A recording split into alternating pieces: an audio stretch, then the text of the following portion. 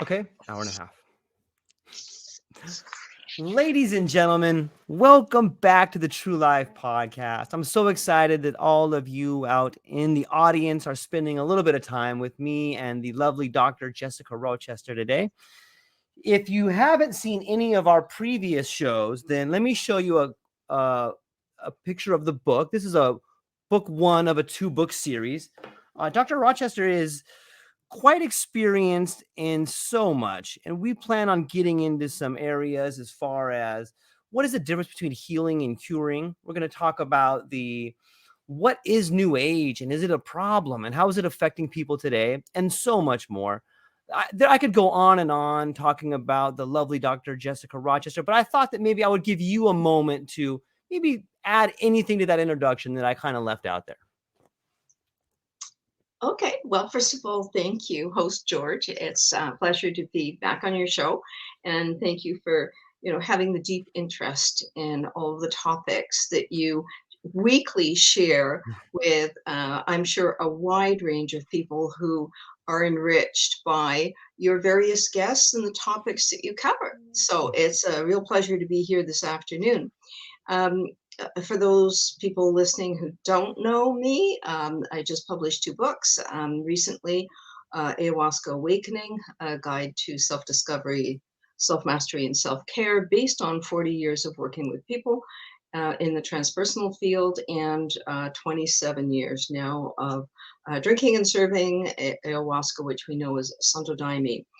For 17 years, I worked with Health Canada, the Office of Controlled Substances, to obtain the right to legitimately and legally practice, to be able to rightfully import our sacrament. The plants do not grow here in Canada, and so they must be brought up from Brazil.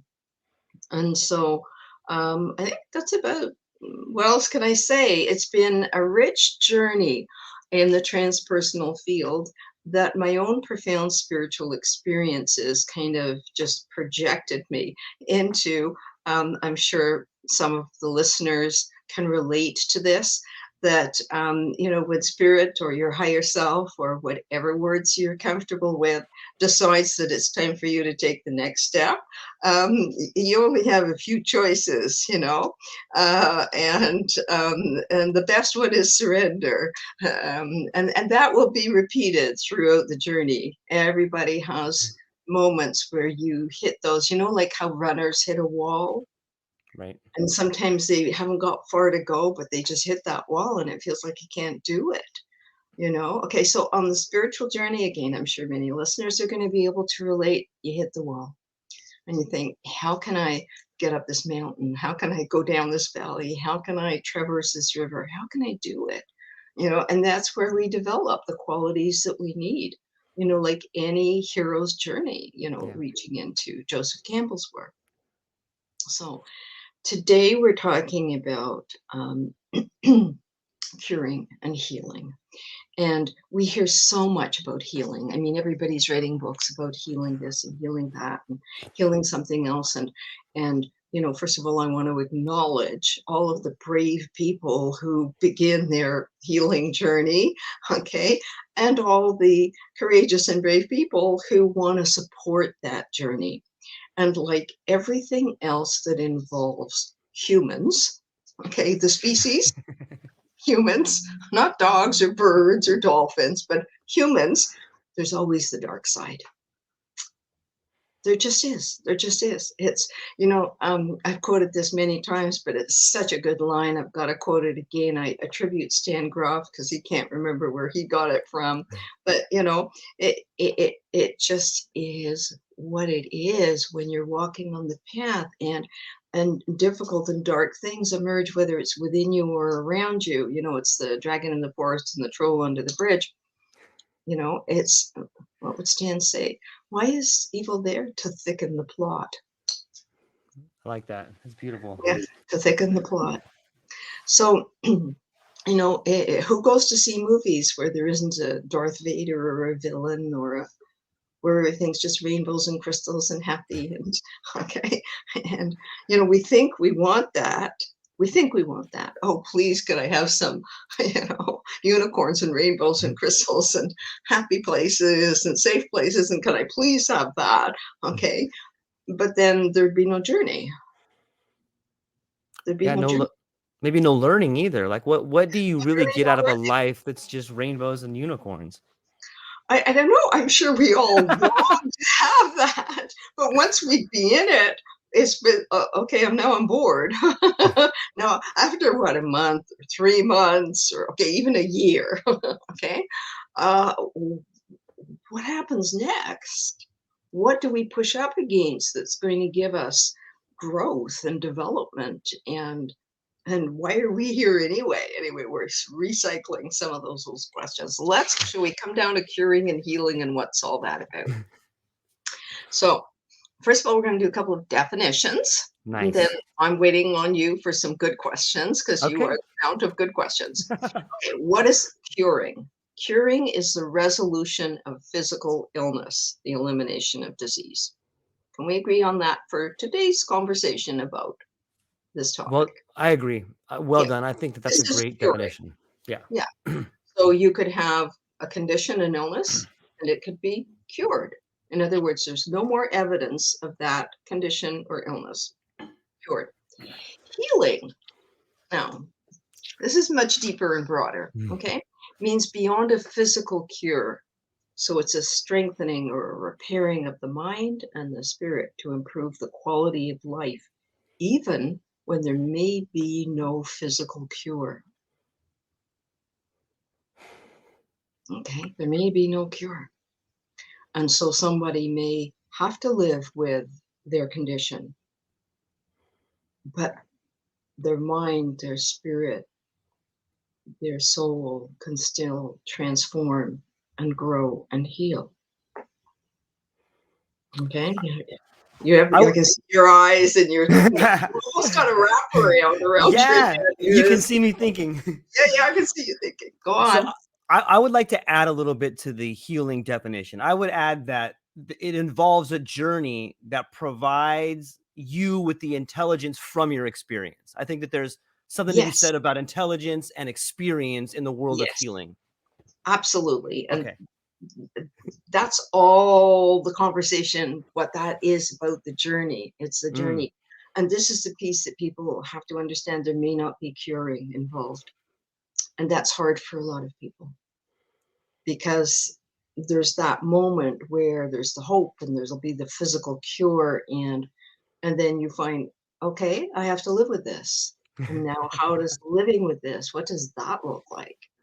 And how do I transform through that, whatever that means? Accommodating chronic pain, accommodating a condition that brings discomfort or whatever it brings, or even, next stop is palliative care. Yeah. Yeah. So healing and curing, two very different things. So I'm going to quote a Dr. Lisa Rankin, who writes quite a bit about for people who are interested in her journey as a medical doctor of understanding healing, wholeness, curing, all of these different things.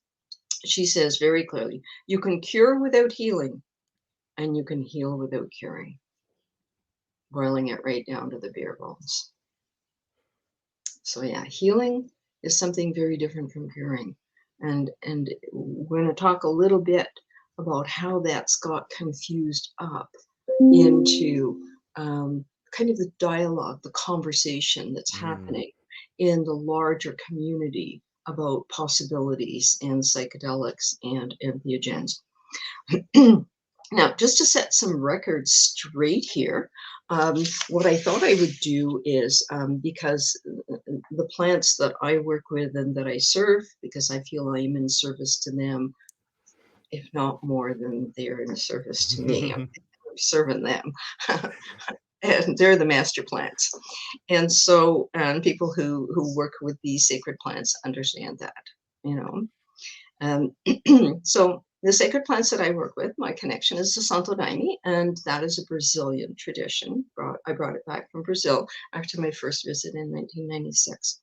So these are Brazilian regulations, so it may be a little bit dry, but I'll try and make them interesting. How's that? And you just pop right in with questions as I go along so that there's nothing that's too blurry or confusing. Sure. So what happened with the Ayahuasca religions, which would be the Santo Daime, Unio de Vegetal, and the Barquina, okay, that emerged and grew out of the shamanic traditions. All of them did. And now I'm Daimista, so I will speak about only the Santo Daime and not profess to be any expert on anybody else's traditions. Okay, so in our tradition, the shamanic roots are very still present, honored, respected, and present. In Brazil, there's still deep connections between the Santo Daime churches and the original heritage traditions. So Brazil started looking at this in the 80s when all of a sudden, they noticed that coming into the urban centers were these ayahuasca religions. And so they did a deep study on them through the decades, which was then confirmed by a regulatory process in the early, so about 20, 25 years ago, in the early 2000s. And this was through CONAGI, and it's called the GMT CONAGI, and this is available. Shout out to Bia Labati on her website, the English translation of all of the CONAGI resolutions. And so what they have to say, I boiled it down to the key points, is the ritual use of ayahuasca, so heritage, and then this newer religious use that started to emerge about 100 years ago, but only started to be really looked at, let's say, in the 80s as it was going to the more urban centers.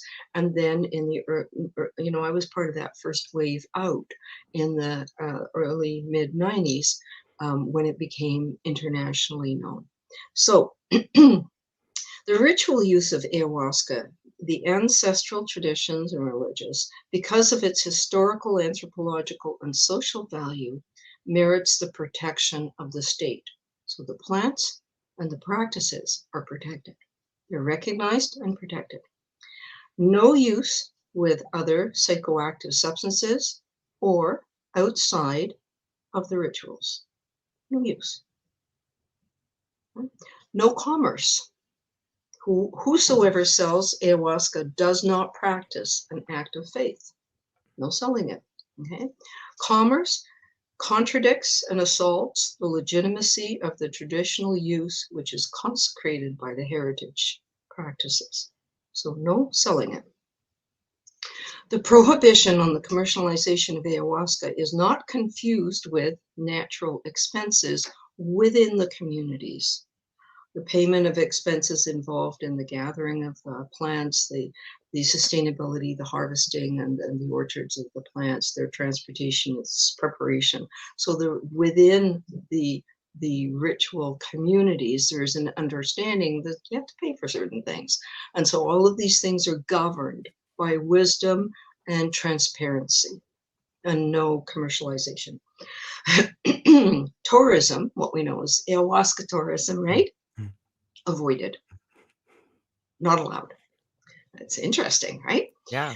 The publicity, this is all in their resolutions. The publicity of ayahuasca has been a motive for deformations and abuses, notably through the internet.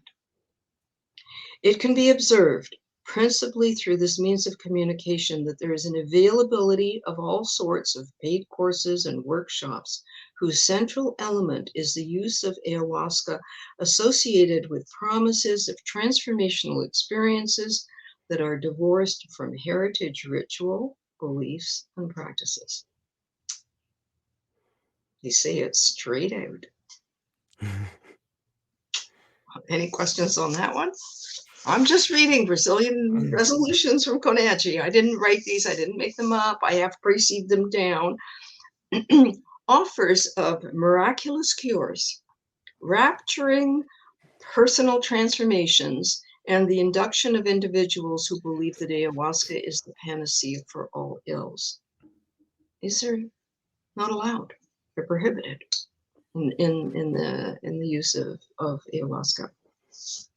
And then it says, traditionally, to be noticed, some denominations within the heritage traditions practice healing rituals in which ayahuasca is used within the context of faith. The therapeutic use that is traditionally attributed to ayahuasca in the religious ritual is not therapy. It is an act of faith. The same way you could go into many different churches, centers, temples of recognized spiritual and religious traditions, and they will have the laying on of hands, they will have prayers, they will pray for, um, they will ask the congregation to pray for, right? So these are part of faith traditions that go back a very long way. Okay, so I Right? have a question. I have a question here. Please, yeah. So on the topic of it being an act of faith, can we delineate the difference? Like, what does faith mean for someone in Brazil versus faith for someone else? I mean, that's a pretty broad term. Is there a way to maybe kind of break that down? Well, in the context of this conversation and these resolutions, they are taking faith in the principles of their Okay. practice, Okay. okay, rather than that much larger. They're saying within the context, okay? Some denominations have healing, they're called kuras, okay? Mm-hmm. Rituals in which it is within the context of the faith. So what does a Santo Daime kura look like?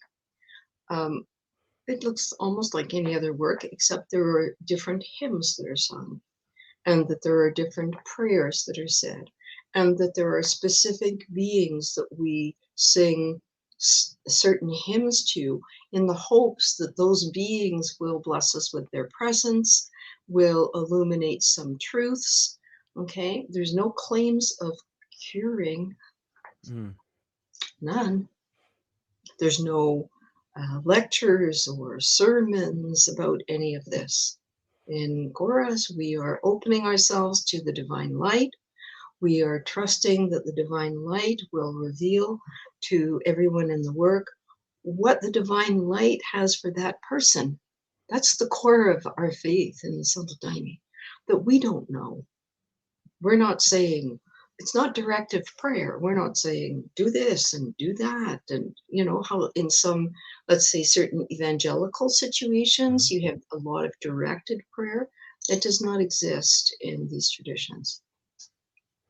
It's not, certainly not in the Santo Daime, certainly not how we practice it in our church. We don't do directive prayer, heal this and cure that and stuff. All we do is allow ourselves to be channels for the light, because we trust that the higher self of the individual knows what needs to be done. It sounds it sounds similar to the way in which like Isaiah or some of the prophets encountered God, or some of the Yes. prophets spoke with Jesus, or not Jesus, but with God. And it Mhm. seems to me in some ways the same way you and other people may be interacting with beings. Is there something similar between the prophets of the Hebrew Bible and the channeling the light and seeing the beings that you're seeing? Absolutely. It's all part of the same practices, just different outfit, Right. okay, different words. Okay. It's Exactly. Yes. all part of the same thing. Okay. Everybody, regardless of their tradition, who has encounters and or faith with of the unseen realms and the beings that inhabit them. Everyone who has these encounters, however they manifest, okay, will be having similar experiences. I met a being. Right. It was all filled with light. I met a being, the being gave me a message, or the being reached inside of me and did something, and you know, and Right. or the light came, there was a light. This is the most common, there was a light. Even more common is there was a blue light. Okay, blue is very commonly seen in these profound experiences and encounters with, let's call it divine light. And then again, we might have profound healings psychologically, mentally, soul level, in our heart and our chakra line, that may or may not cure anything physically. Okay. That's the reality, is that people still get ill and people die. And sometimes there are physical changes that do improve and do. There's a very well-known story about a psychiatrist and who came into the Santo Daime, I'm going to say like 30 years ago or so, and he had cancer, and he attributes his remission, complete remission from cancer, to having drunk the Santo Daime, and he was totally dedicated to it. And he was going to build a center down in Brazil to work with some of the mediums and the daimistas in the area. And one day he got up in the morning, and a couple of hours later, he had a massive heart attack and was gone. This is a very Wow. well-known story to people who I happen to have never met him, but I know people who trained with him and worked beside him, and Jose Rosa was his name, and what was that about? Okay, can you imagine people standing around going, "What? How did that happen?" So, and we all understand. I'm a cancer survivor. 30 years ago, and I can say I was cured because I didn't have any sense of that kind, and hopefully, fingers crossed, not any other kind. So, what is all about? Let's talk about therapy, okay, and Sure. what Nagy had to say about therapy in ayahuasca. Okay, so the therapeutic use that is traditionally attributed to ayahuasca in the religious ritual is not therapy, it's an act of faith. So they make a complete distinction between therapeutic use of these sacred plants and ritual use, heritage and ritual use. Okay. Maybe can we define therapy for the people in the audience so they can get an understanding? Well, I think that kind of let's just take any classic model of psychological therapy. Right. Now, psychology has like 1,000 branches, Right. different schools. Okay, you could, it's like a roulette wheel. Wherever the ball drops, choose. There's lots of places. So there's many types of different therapy. But here they would be talking more about psychiatric or psychological therapy. Okay, Maybe rather than changing the massage relationship. therapy, not like massage therapy or physiotherapy. Okay, Right. they're not talking about that kind of therapy. So they're talking about standard psychological therapy. And there's a lot of people who are doing research and looking into the therapeutic value of. So this is what the Brazilian government had to say about it. And their CONAGI team included not just the government, it included 12 other seats in which each heritage tradition had their seat. So you had the shamanic practitioners, you had the ritual practitioners, and then you had serious scientists, okay, working in the field. And so you had everybody's voice to be heard on the topic of what could be. So those who use the drink outside of a heritage ritual context are in another condition. This is not related with ritual religious use. Such a practice is not recognized. Any practice that implies the use of ayahuasca with therapeutic ends, whether the exclusive use of the substance or whether associated with other substances or therapeutic practices, is prohibited until its efficacy is proven through scientific research carried out in research centers associated with academic institutions following scientific methodologies. Thus, the recognition of the legitimacy of the only therapeutic use of ayahuasca will occur only after the conclusion of research that proves it so. Any questions, my dear? Yes. So first off, why would you? The fact that you want to intertwine therapy with academia seems to be a red flag to me. Like anytime you need a set of academics to tell you what therapy is, I think you're muddying the waters a little bit. And I kind of, if I go back to the word therapy, like therapy to me means changing your relationship to something. And it doesn't necessarily have to be a bad thing. I mean, I think that we're just getting into a game of semantics a little bit, because why can't it be a therapy if you're using something to change your relationship to it? Like that's a good thing, or it can be a good thing. It could also be a negative thing. But I think it's important to drill down on the words and try to figure out why they're using these particular words. In some ways, it's like this giant guardrail around it to protect it, I guess. But So I guess my question is like, what? Go for it. Okay. Go for it. I guess my question is, it seems to me like the purpose of all of this is to keep the tradition of ayahuasca in the hands of those who know how to wield it. Is that accurate? I could say that is extremely accurate, part A. Okay. On what they're trying to say and what they're trying to accomplish here. Because you have to remember, if you kind of can gather up the threads a bit, they were completely alarmed at the internationalization of ayahuasca. They were being held accountable mainly by the United States government as to why are you letting this be exported and being used in all of these different ways. So they had other countries, there was court cases happening around the world, in Europe, in the United States, not here in Canada because I chose the diplomatic go and knock on the door hat in hand. Okay, and all the science. And so we didn't go through court cases here in Canada, but there were court cases. Spain, France, Italy, Netherlands, United States, who knows where else, okay? Probably forgotten a few.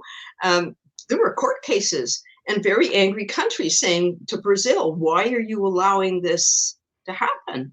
And so Brazil had to look at that and say, okay, we have the heritage use here. The plants are protected under the United Nations Convention, 1971 Convention. Those plants are heritage plants, considered sacred heritage plants, and they are protected, okay? So people can't just go ripping in the forest, ripping them all out, which is what was happening. And is still happening. You know, somebody puts up their website and goes in the forest and rips these heritage. So sustainability of the plants, protection of the plant, and then also these plants can create very profound non-ordinary states of consciousness. And so the heritage shamanic use is respected and recognized because there's years of training in the shamanic use, and the religious use is recognized. The three main religious use of ayahuasca in Brazil, those are recognized because they have so proven themselves to be accountable to sustainability of the plants, okay? Their ritual practices, their set of principles and beliefs, their screening of visitors and members, okay? So health and safety, all of these things have been observed, they've been recorded, they've been researched. There's tons of research on the legitimate Brazilian religions. What there hadn't been researched, none on, was this therapeutic use. In other words, let's say a psychologist decides to start serving it to people and then let them have their, these claims, these, claims of profound personal transformations and instant cures and fantastic voyages and stuff, and it was getting out of hand and sensationalized. So they had to sit down and do something. So 20 some odd years ago, this is what they came up with, which is you want to do the therapeutic use, you have to do your research and prove that outside of the religious, because you have set and setting. Right. So when you go into a heritage shamanic tradition, you have about a week of dieta and fasting and all these, there's an entire process that you have to go through that's at least a week, 10 days long, sometimes longer, depending on the individual practices of the tribe that you're working with. The religious use is very documented and researched, but there's nothing on, take it out of its setting, take it out of the prayers and the chants and the sacredness and the wisdom of either the shamans or the elders, the senior people in the religious lines. Take it out of that. What happens? Well, nobody knows what happens. So the Brazilian government is not wrong by saying, do some research. And if your research comes back to us saying, listen, we have evidence that in a psychological setting, in a psychological setting, that, and then whatever findings they have, okay, whatever findings come up. Oh, I love your cat. I don't think I've seen your cat before. A ginger Hey, cat. buddy. How adorable. So they have this is what they should be doing, because when you serve any substance, it doesn't matter what it is, aspirin, ayahuasca, it doesn't matter. You actually have to have research as the risks and the benefits. And this was part of the research we did on the paper we published in April 2021, Entheogens and Psychedelics Proposal in Canada, Proposal for a New Paradigm. And we said, hey guys, all of this stuff is happening and people are doing all these retreats and workshops and everything, but hang on a minute. What are you credentialed? What's your education? Who's training you? What are you serving? How are you screening? How are you following up? These are just questions that need to be asked and they need to be answered. So a lot of people don't understand. So last little note that I copy pasted out of Koniaji and tried to put it in simple language is, okay, based on the accounts of representative of the user entities, it is seen that healings and the solution of personal problems must be understood within the same religious context as other religions, as an act of faith, without a necessary relationship of cause and effect between use of ayahuasca and healing or solution of problems. So what they're saying is, divorced of the context, the prayers, the chants, the sacred space that gets created, whether it's in the forest or whether it's in the center, or whether it's in the church, okay, whatever it is, although the ritual of preparation and prayers and chants and singing and meditating and the opening and the closing and the teachings and everything, take the substance out of that needs to be studied. They're not wrong. I agree 100%. They are not wrong, because they can't, what's happening is this substance is opening you up. And what if it's opening you up and then it's the songs and the hymns and the prayers and the sacredness of the intentions of everybody else there that actually is what creates the opportunity for healing? What if it's those of us who act as mediums who are working our derrieres off, calling those beings to come and help? Okay, I'm exhausted at the end of the work and I'm getting older now. Okay, it's hard work. Mediumship is to know the beings, to work with the beings for years and years and years, if not decades, and then to know how to sing for them, how to honor them, how to open yourself so that they will consider the setting worthy to visit. Do you understand? Yeah. It seems to me if you open yourself up, I'm sorry. Yeah, when a dignitary comes to visit, okay, you have to prepare the space. When our prime minister in Canada receives a dignitary, maybe he receives the president of the United States or the president of France or the emperor of Japan or whoever. There's a whole protocol, right? And they receive, and there's a red carpet, and there's flowers, and there's speeches, and there's a whole thing, and you honor okay, well, it's not vastly different. You're just going to go, hey, yo, St. Michael, do you want to go? No, you'll probably get what's known as a correction in the Santo Daime. It's called a correction. Marashimbe will show up and set you straight, So yes, there's a lot of effort and love and support that goes into creating that sacred space, and understanding who can arrive. Now, what the thing is we're back to the dark side, okay? If you take away all that intention and the protection, there are beings that guard the line. There are spiritual beings that guard the line. It's like they're the protection, the umbrella of protection on the line. And if you take it out from under that, then I don't know what could happen.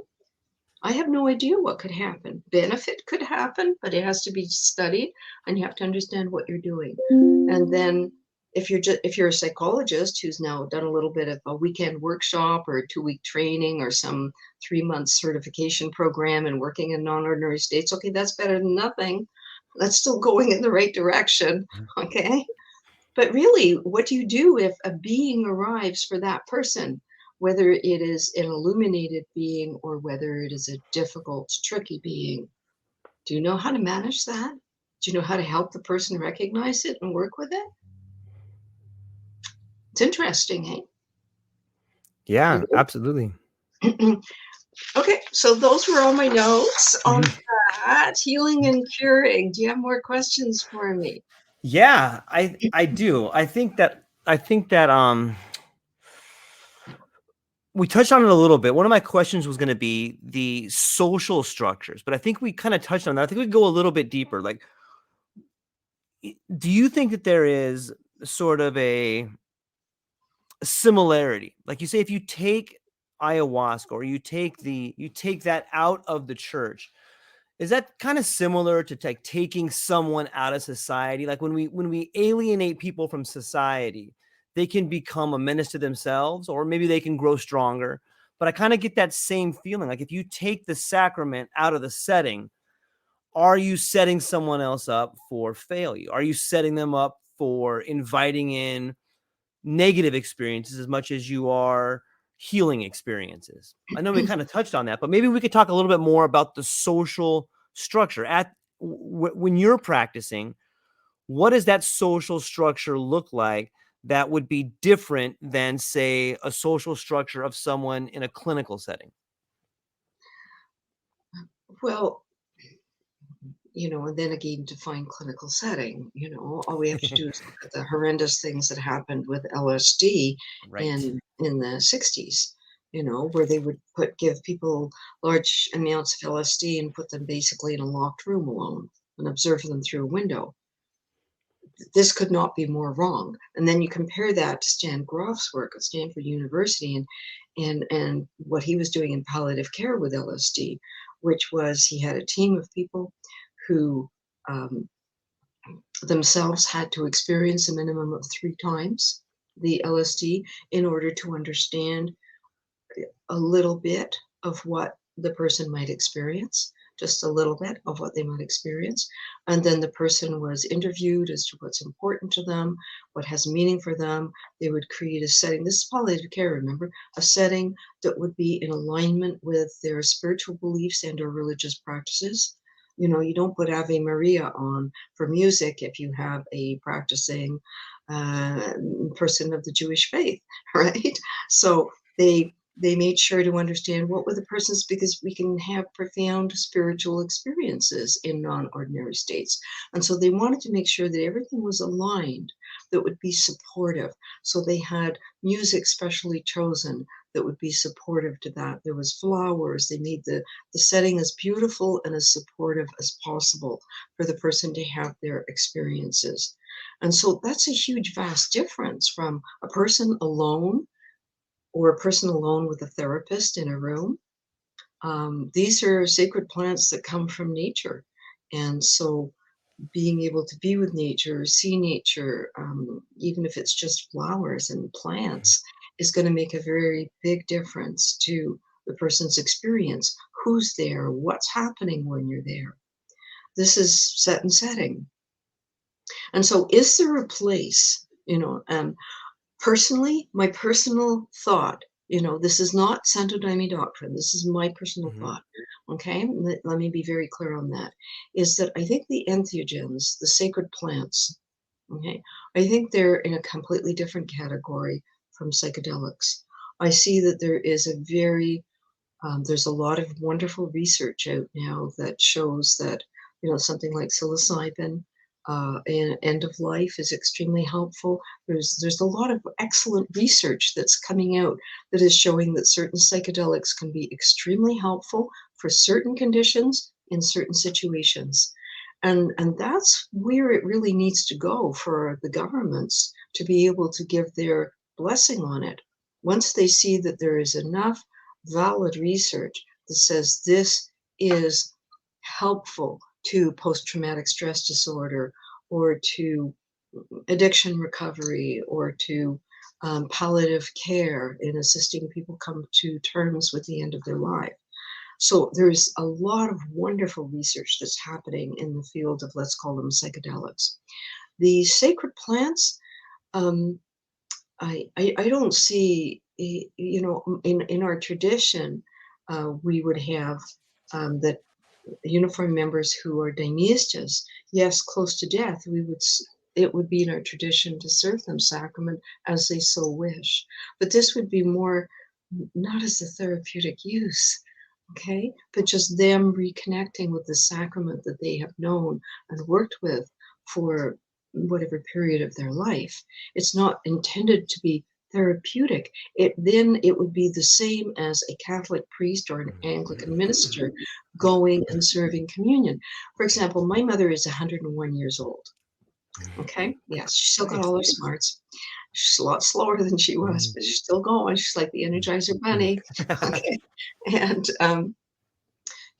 she's been in a residence for the last maybe 5 years only. She was still in her own home up until like what 95, 96.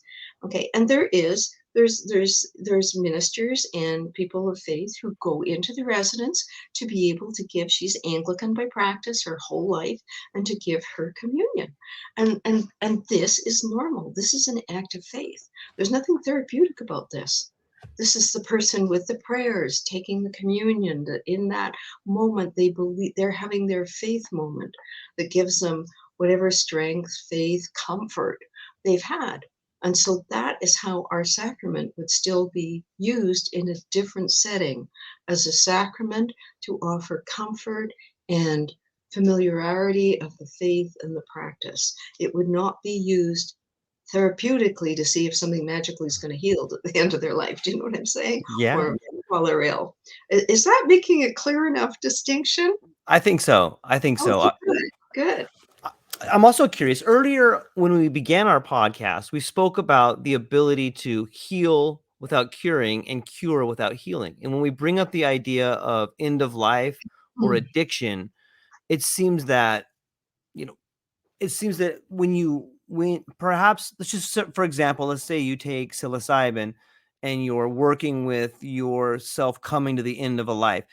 It seems to me that might be one of those experiences where you can heal without cure, because you can come to an understanding that I am in a situation that is going to happen and I can come to grips with it.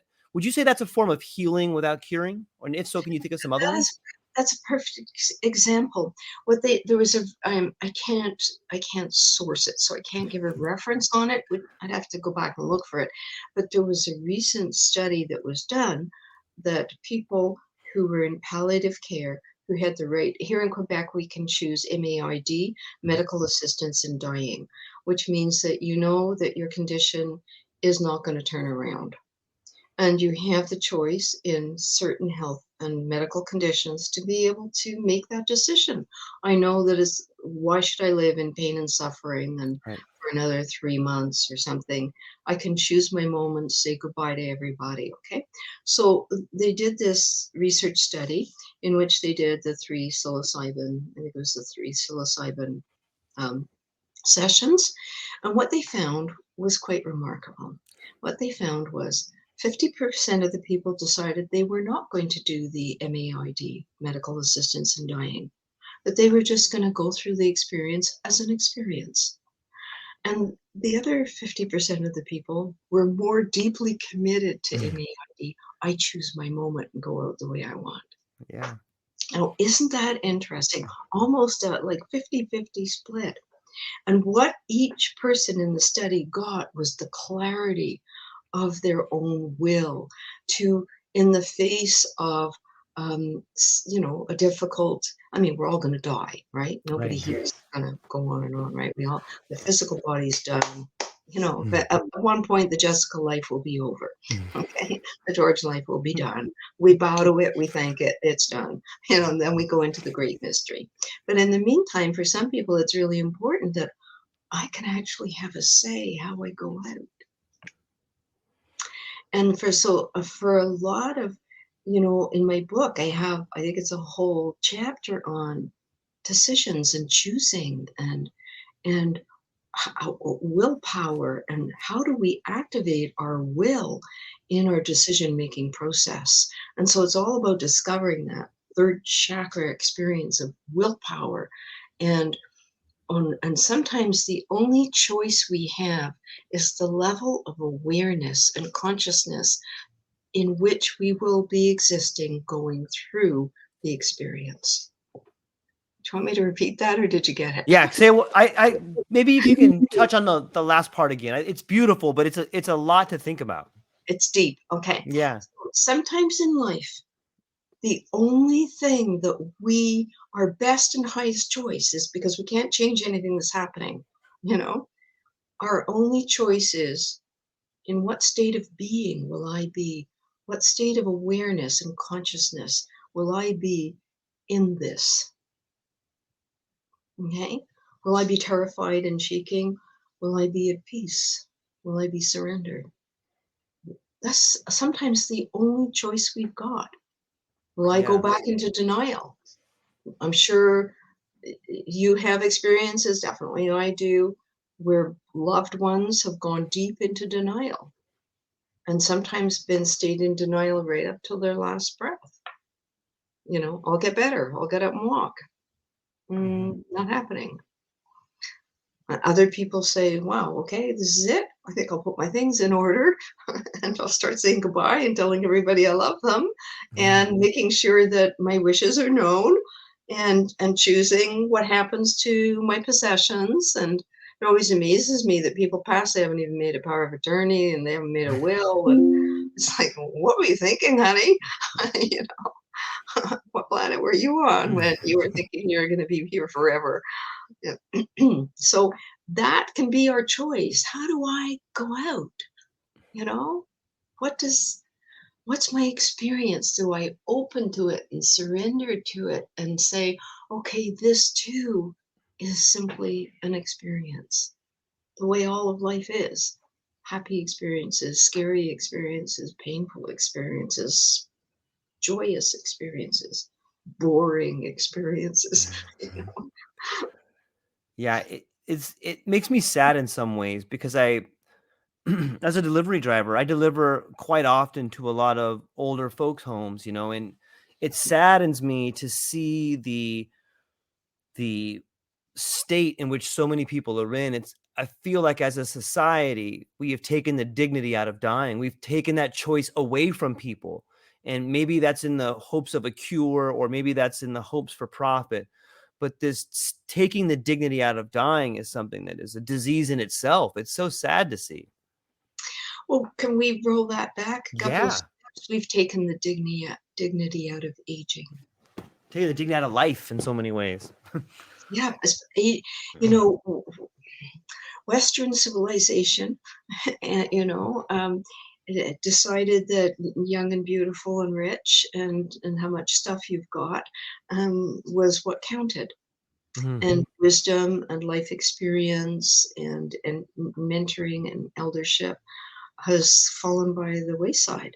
And I think that that's a lot of the spiritual, psychological crisis that we're in right now is we lack that and we're looking for it. And even if it's around us, we haven't been taught to value it. And so if we've lived a life focused on doing and having and haven't even looked at being, okay? And our Yes. whole life has been about accumulating and I have this and I do that. And that's a trap we all fall into, the having and the doing. Okay. Yep. It's an easy one for humans to get into that treadmill. And and we forget to be. We forget being, and then we get older and we're losing our youth and our vitality and we're losing our ability to jump into that, and we start experiencing things differently because our body's aging, and then our mind gets a little bit slow and we forget, where did I leave that now? I can't hear what's his name. And it's not quite senility yet, but it just takes longer to check the archives in the back of the brain. And so, what are we going to do with all of this? And here's something, so there's all of that is, how do we help our young people know that that there's value in aging, and it's not something to be frightened of and avoid and run and get plastic surgery and dye your hair until you're 90, and you know and look at our role models, rock stars and Hollywood stars who are all Botoxed and hair dyed and everything. I'm always happy when I see a Hollywood star, a woman who's just really got her dignity and not making her face plastic, and Yeah. it says, hey, aging is okay and wrinkles are all right and gray hair is fine, and this is what wisdom looks like and what life experience looks like, and this is what happens to everybody. Elephants get old, and eagles get old, and people get old too. And there's another piece to this, is this kind of collective guilt. There's kind of a collective guilt somewhere that moves around with this, that we kind of tuck people into residences and then we don't have to take care of them ourselves, which is how it used to be. An elderly parent or relative moved in and lived with and was taken care of. That families lived like tribes, and everybody would take care of, Uncle Harry and Aunt whatever, because, or a grandparent or a great grandparent. And even children were taught, okay, take great grandma her cup of tea and her, biscuit now, and sit with her for a few minutes and chat with her. And she's going to teach you how to knit, or how some wisdom about some things that she lived. But when you have lived a life that is devoid of spiritual experience and wisdom, and you yourself haven't been mentored, and all you've done is collect stuff, okay, and watch TV, okay, you can name every plot of, I don't know, name some well-known TV show.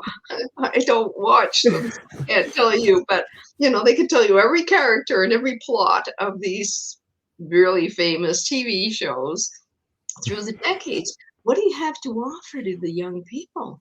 That's what makes me sad. Is what do they have to offer? If that's the kind of life that they've lived, and all the people who lived through the First World War and the Second World War and difficult challenges, and the people who immigrated against such difficult and through such difficult experiences, and what they learned from that and how they learned to build lives and stuff, a lot of that has just gone by the wayside and left, because for most people, it's like, hey, I don't want to hear about that. That I just want, give me we're into the new age versus the transpersonal. Like we were going to start talking Yeah. about shortly. That's all new age. Is everything has to be perfect and fluffy, and don't bring anything negative that's a downer into the conversation. Like, you mean reality? You mean like real life? And there was somebody, I don't know, they posted on LinkedIn. It was kind of one of those posts about, just be positive and be patient, and everything that you ever want will come into your life. And I wrote, what about the people who are waiting for help or food or water or medicine or shelter? What about those folks? So this kind of new age positive, all you have to do is, the universe is full of prosperity, and but over there's people dying from hunger and being persecuted, and they have no water and they have no medicine. And what's with that? How do those two things reconcile? Help me out here, George. I can't reconcile that kind of, let's call it new age thinking, with reality, with the reality of people's experiences on the planet, what's happening to Mother Nature. Guzzle, guzzle, guzzle, flying my private plane, and oh, isn't it too bad about climate change? Okay. Meanwhile, keep ordering on Amazon and all that. And the phones and what we're using right now, the technology, and how do we balance that? Do you have some answers? All I have is questions. I have no answers. I just have questions around this. Is where's the bridge to bridge those things? For me, it's the wisdom, ancestral wisdom, that we need to go back into. We need to support the Indigenous people to bring forth, because we are guilty of erasing so much of that knowledge and wisdom. And around the world, it was the indigenous people who were close to nature and who honored nature and knew how to only take what you need and not waste anything, right? And what can we learn from all of this? We need help with this. Western civilization needs help with learning how to respect nature and learning how to value human life in a way that doesn't stick it on a pedestal. Are we wandering around a little bit here? But you know what I'm saying? This very Yeah. species-centric view. There's humans, pinnacle of God's creation, and then there's kind of everything else. So it kind of doesn't matter that there's nearly, 8 billion people on the planet, but there's only 500 Siberian tigers. I have a problem with that. I know this may be extremely unpopular, but I think that people should look at this and say, what are we doing? Maybe we need to have fewer people on the planet. Maybe we need to curb population growth, share what exists so that the people who are here have what they need. And that includes all of nature and her creatures, that they have what they need. How can we rewild? How can we ensure that there's space for nature? How can we ensure that all of the migrating creatures, that they have a clear path where they need to migrate? Does that mean asking every farmer to make sure that a 1/4 acre of their land goes to wildland or bulrushes or wetland or, you know, whatever it is that the creatures who migrate along that path can have? So how do we do this? And so what we're talking about are sacraments, certainly. And, you know, we're talking about curing and healing. And in the Santo Daime, healing is a given. We don't even talk about it, but we're talking about healing our attitudes, healing our perceptions. That's what needs healing, awakening, okay? That yes, if some kind of cure happens along the way and we have less physical pain or we're more healthy, that's fabulous. Usually it's accompanied with instructions we're given by the Daime that we have to make changes in our lives. So let's talk about that, George. It's people who want curing, but they don't do anything in their life. Example, somebody has, I don't know, pick one, high blood pressure. Is that an easy one? How many people across the United States and Canada have high blood pressure? Okay, well, basic things can bring that right down.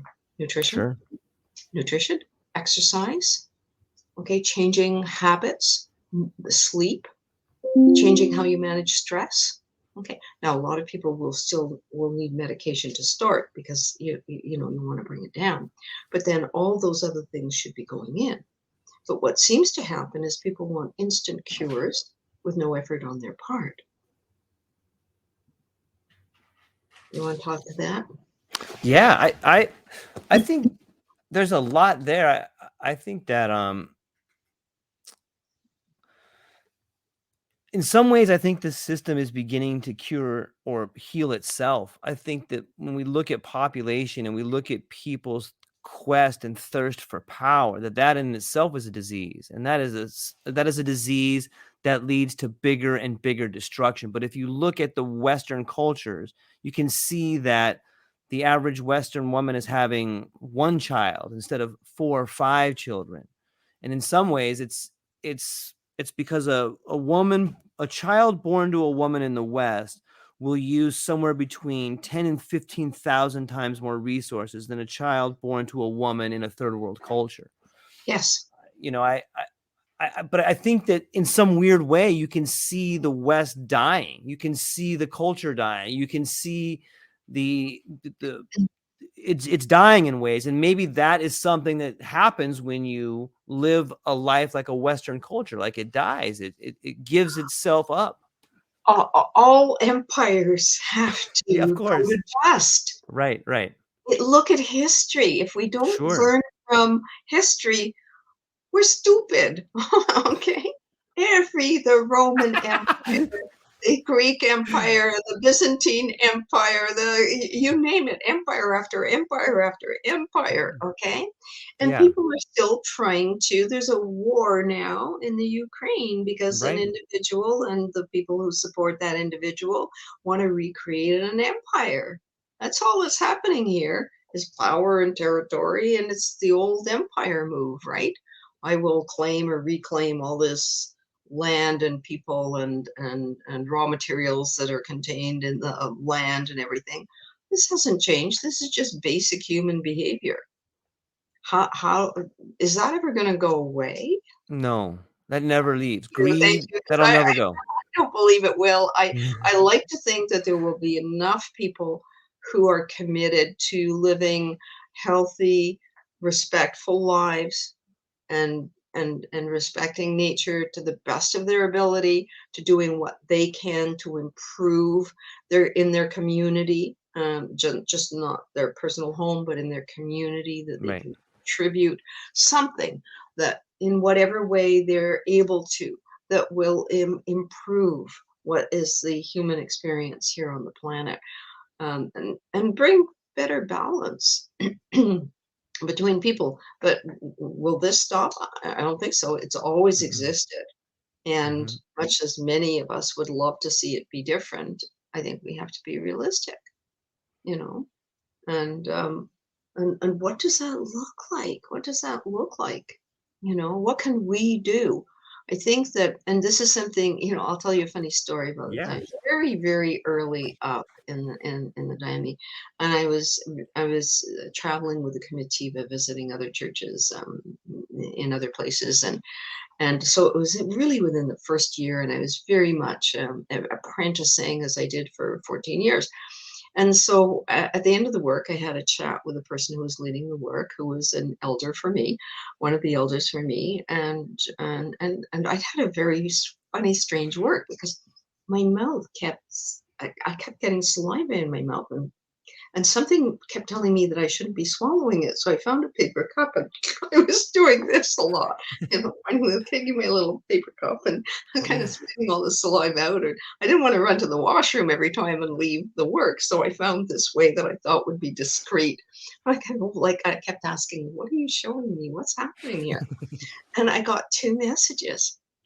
And so afterwards, um, when this man asked me, he said, "So what was your work?" Well, because we call them works, Travaillos works. What was in your work? And I said, "Well, it was very strange."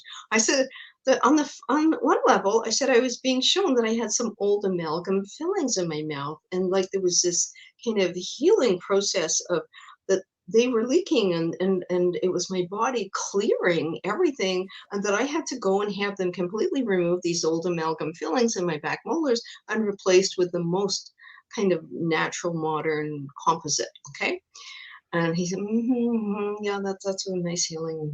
I said, but the second teaching that I got was that my mouth was being cleaned so that only that which was, and this is again is very Buddhist, only right speech would go through it. And he went, now that's the healing. Okay, so the one physical thing, like, oh yeah, that's pretty good. But okay, your speech to really show you how to be impeccable in your word. And those were the teachings I got while I'm spitting into my little paper cup, you know. And so here you have curing and healing. Right. Okay. So Yeah. I'm not sure. Do you think that maybe the only thing that we can do is help the people in our community? Like, first off, help ourselves understand what it is we want to accomplish and what we're capable of accomplishing. And maybe once you have achieved that, which is very difficult to do, maybe then you can begin helping the people around you. I think that that's the only thing you can do. And this idea of the new age is a sort of escapism into this idea that you can do these huge things without ever really doing anything. that's very well put. So you can do these huge things without doing anything. Yeah, just slap a Yeah. photo of it on your fridge Yep. and imagine and it'll happen. Okay, well, that is wishful thinking. That is Right. ungrounded wishful thinking. Right. And we can see what happened. I've been enough decades now, and on my spiritual journey, that I was part of East meets West. So when Okay. the Eastern traditions came, and it was fascinating to see what happened. I jumped right in, went through the Eastern door, loved it.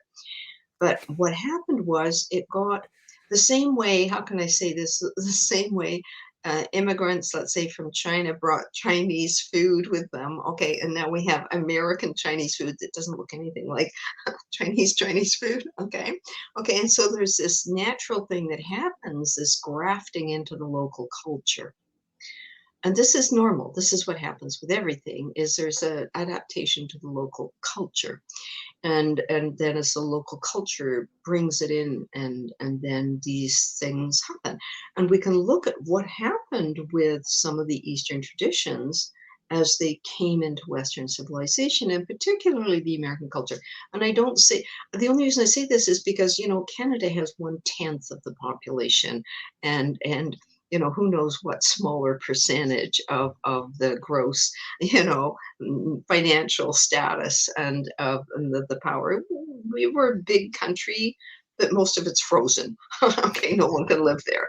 So our population is a lot smaller. So we tend, and we do have our distinct cultural differences from whether it's France or Britain, or like all the countries in Europe have they're the European community, but they have distinctions between not just languages but cultural things too. So, but what happened was, with this richer, bigger, more populous culture, is it changed certain things. It took certain elemental truths, and one of them was about prosperity, and it kind of Americanized it. I don't know how else to describe it. It converted it into something else. And a lot of the Eastern teachers had a problem with this, because they saw that teachings that had been around for thousands of years about simplicity and humility were now being put into something else. And a lot of the teachers fell into that. All of a sudden there's all this money coming at Mm. them, and power, and they're being put on pedestals, which they would not get in their own culture. And so our Western civilization, our culture, did something to these traditions they came, okay, by idolizing them, turning them into rock stars, Hmm. throwing money at them. Yes. And then we're all susceptible to power, money, substances, sex. I mean, these are the usual Yeah. culprits. Same thing has happened with North and South. The sacrament got taken. People decided, oh, well, I don't kind of want to say prayers. I just want to do my own thing. So all of these circles developed with people, I don't know, doing whatever they felt. And now there could be some extremely sincere people Sure. who have very sincere intentions. I'm not talking about them, okay? I'm talking about the people who come back. I'm a shaman and I'm a healer. I don't need any teaching. I don't need any teachers. I drank twice or three times and I am now enlightened, okay? And I'm a healer. And it's like, okay, where do you go with that? Where do you go with that? The world that I live in is no one makes a claim to be a healer.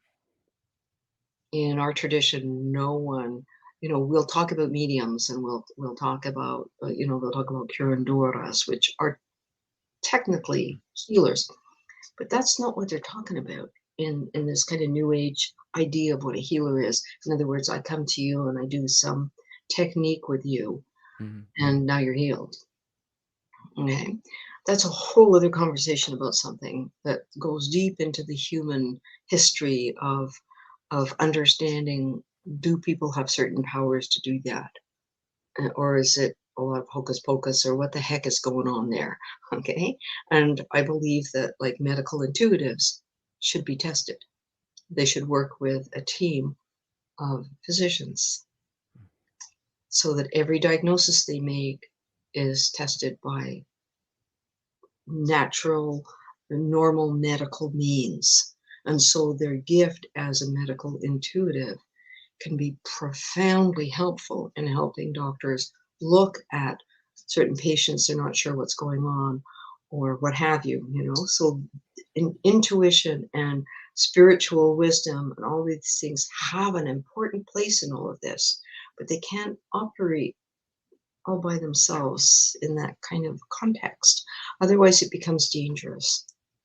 So it makes me nervous when people say they don't need colleagues, they don't need an association, they don't need a team, they don't need teachers, they don't need nothing. They've got it, they have it, they own it, it's theirs. Okay, that's a recipe for challenges on an ethical level, because our ego can easily take over. And in the olden days, you were quoting the Old Testament. You know how the prophets were tested? Did their prophecies come true? If their prophecies did not come true, they're not a prophet. It's as simple as that. And you know what? In olden days, before there was such a thing as medical doctors, there were curandoras and healers, and these were medicine men and medicine women who learned how to help women give birth, and who learned how to help the dying die, and who learned how to, in a more ancient times, splint a broken leg. And you know, that's where modern medicine came from. It came from medicine women and medicine men, women who and men who apprenticed with elders and shamans and wise people who knew which plants to use to help ease pain, and which plants to use to help somebody sleep, and which plants to use for various and sundry other medical purposes. A lot of the medicines we have today are chemical versions of extractions from plants. So this is where it kind of all came from. Now, if somebody called that person a healer because they knew how to help the dying and they knew which plants, it's because they had all that accumulated wisdom. We might as well call them doctors, right? Yeah, But absolutely. it all got mixed up into powerful people who call themselves healers. Is this making any sense, or is it wandering around a little bit too much? No, I think what you're trying to say is Pfizer are healers. No, I'm just kidding. I'm just kidding. not at all. I'm I know. saying I actually the know. opposite. Okay, I know. Pfizer offers medications that can really help with the curing and the recuperation, because we don't have Right. the healing and curing. There's a few things in between. Okay, to get to cured, you have to be treated, and there has to be a recovery process, right? Okay, your stitches have to heal. Absolutely. So there's this whole process that happens, and emotional healing and psychological healing becomes more possible in non-ordinary states of consciousness. Now, we're back to other conversations we've had. In Western civilization, there is no cultural based non-ordinary state of consciousness. Doesn't exist. And so we've adopted non-ordinary states of consciousness first from the East with meditation and trance states achieved through practices, fasting, meditation, chanting, okay, sometimes borrowed from indigenous traditions, vision quests, rituals. Look at all the indigenous rituals of chanting and singing and dancing, and all of these put you into a non-ordinary state of consciousness. And then came entheogens and psychedelics. So it's the non-ordinary state of consciousness that allows us to do the healing work, that allows us to shift our perception, see our beliefs. And this is what really good therapy does. Right. Good therapy helps you shift your perception, work with your belief systems, grieve your losses. Okay? So it's opening up to those possibilities. That's why therapy does work when it works. We're getting the support that we need to go into ourselves to make those changes. We have the professional support to help guide us. The same way if we were going to go sailing, the first time you sail a sailboat, you don't go, well, I never sailed a boat. Can somebody give me a boat? I'll just go out and sail. Okay? Or scuba dive. No, you have to pass courses, and you don't go climb a mountain. Well, you could, but it wouldn't be very wise. So it's the same with non-hardening states of consciousness. We need Right. teachers. We need teachers. Now, are they elders? Are they spiritual leaders? Are they therapists? That just needs to be sorted out. Yeah. I think it's a whole environment. Alternate states of consciousness are like their own environment, and you need someone who's familiar with that environment, because if you go, whether it's a mountain, whether it's the ocean, or whether it's a non-ordinary state of consciousness, you can get lost, you can get hurt the same Yes, way. yes, you can. Exactly. And which is why our main focus was, what does the credentialing look like? Right. What kind of skills do the people who are going to be working? None of us are against the therapeutic use, especially of psychedelics. We're just saying who's going to be using it, in what setting, what kind of skills are required, what kind of ethics are required. That needs to be made clear. You know, when somebody comes to a Santo Daime ritual, they know exactly what they're coming to. They know what they're going to be experiencing. They know what they're going to be taking. They know, if it's our church, they know what they're going to be singing. They know they can have a look at the prayers. They can read all the history, everything. It's full information. It's transparency about all of that. They're interviewed. They're screened. And there's a full understanding around what could happen in the work and how it's going to be managed. You know. I And do. and so, there's all these questions that are wonderful to talk about and discuss, and most of it, we don't even have answers yet. Yeah, it brings up a question that I'm thinking now. When we previously we were talking about how the sacrament is taken out of the ceremony, whether it was Daime in Brazil or ayahuasca.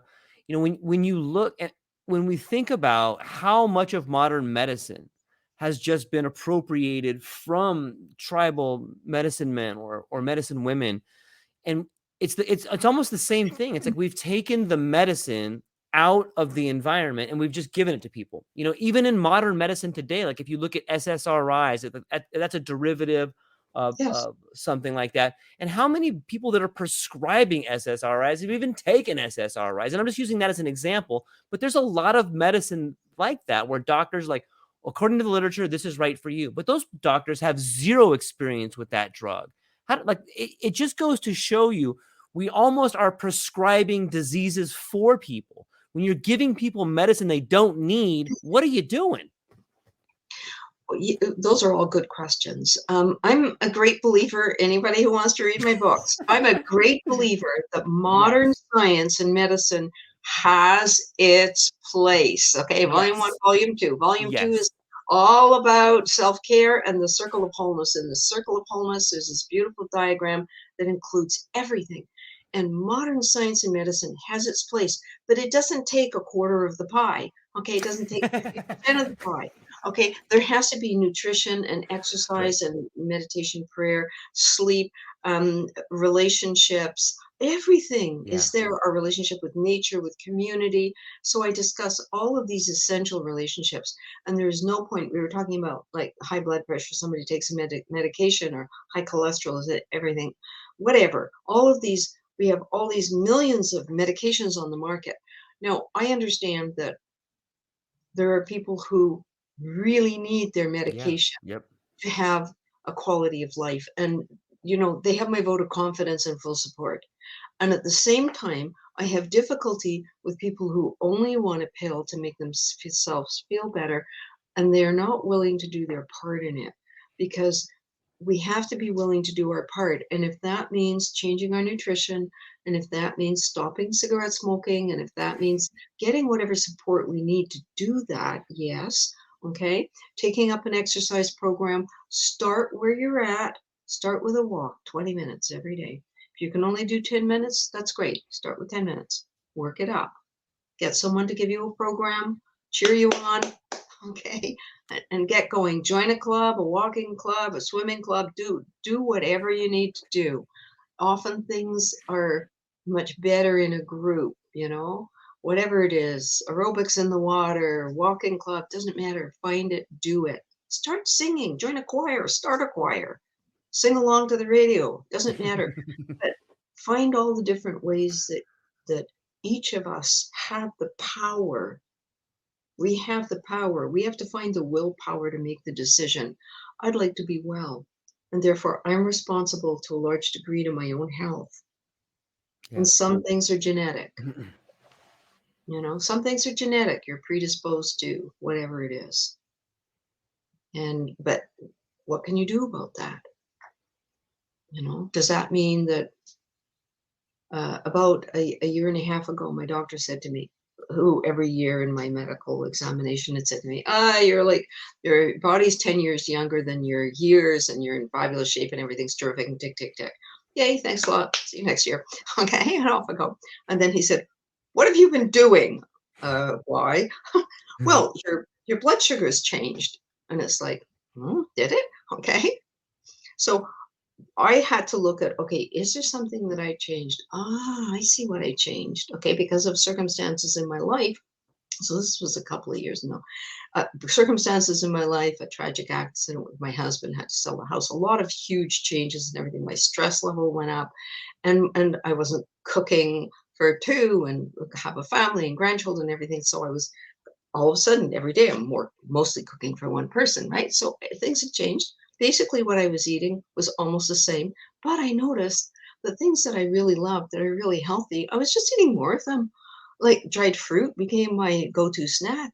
And so unconsciously, genetically predisposed to type 2 diabetes. There's a couple of uncles and aunts who have it up the tree. Okay, I hit a certain age. I was nearly 70. I'm 72, 73. I forget how old I am.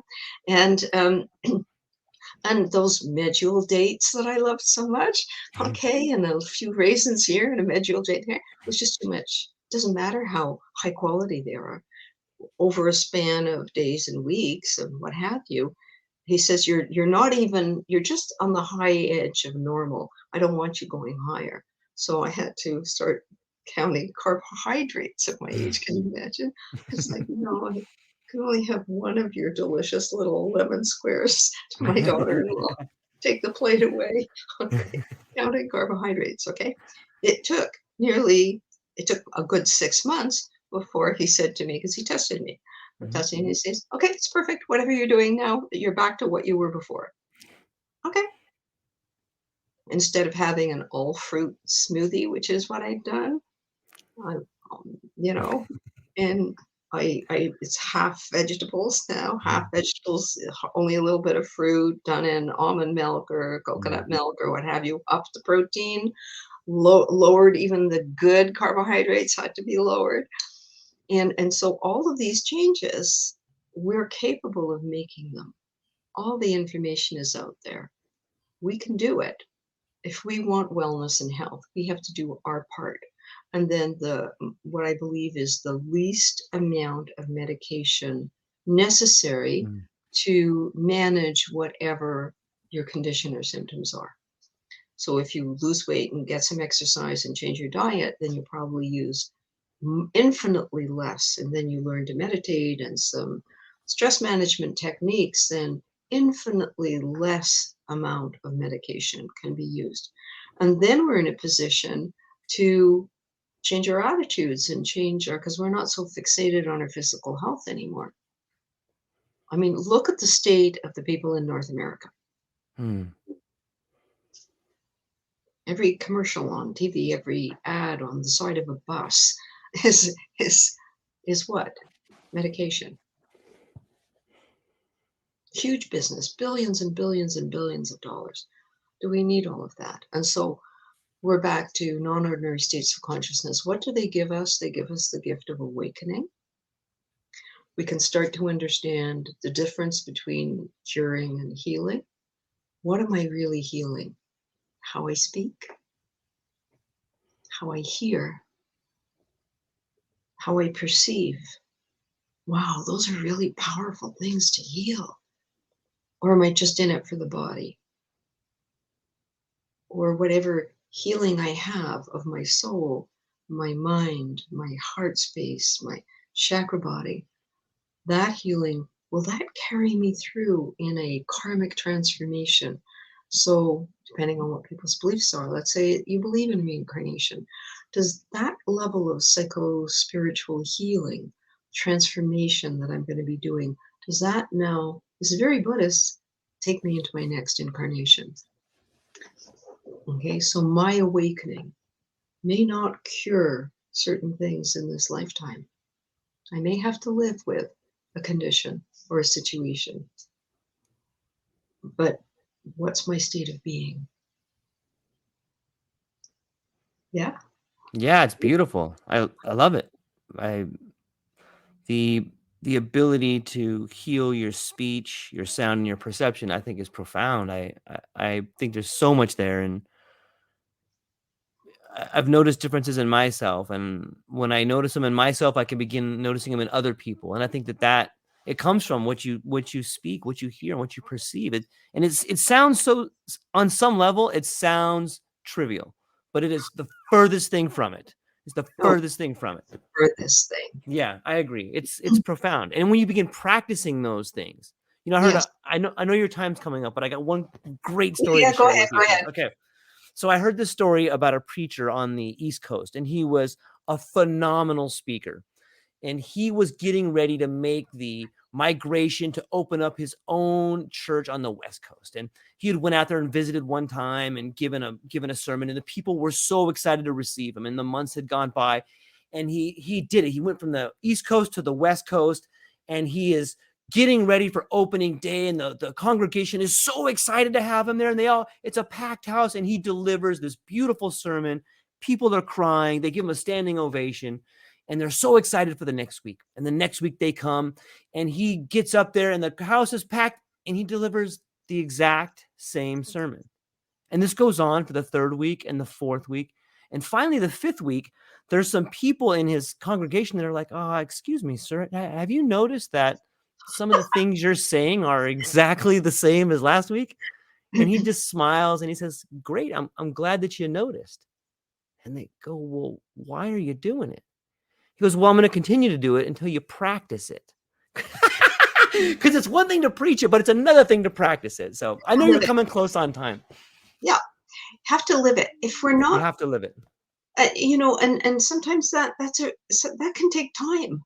Yeah. You know, Yeah. and that can take a lifetime, if maybe many lifetimes of working on compassion, Yeah. forgiveness, open-heartedness, okay, wisdom, the knowledge of what to bring into your life and what to say no to, how to develop your willpower, and then how to live in that Yeah. while still being human. So again, those of you out there in the listening public who are working in non-ordinary states of consciousness, I